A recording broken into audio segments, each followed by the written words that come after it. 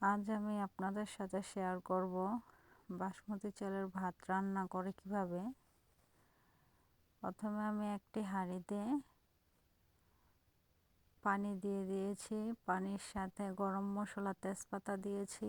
আর এখানে 1 ঘন্টা আগে বাসমতি চালটা ভিজিয়ে রেখেছিলাম।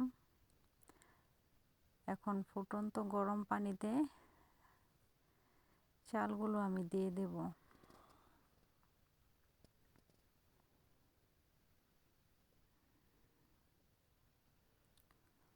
চালগুলো দেয়া হয়ে গেলে ভালোভাবে নেড়েচেড়ে 10 মিনিটের জন্য সেদ্ধ করে নেব।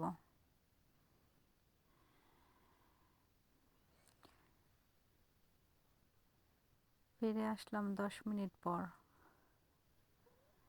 আমার চালটা ভালোভাবে সিদ্ধ হয়ে গেছে।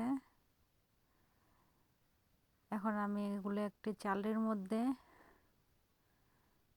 ঢেলে দিব।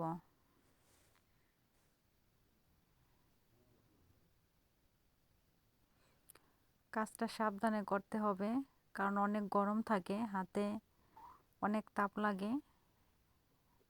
আজ আমি বাচ্চাদের জন্য বাসমতি চালের ভাত আর চিকেন রান্না করেছি।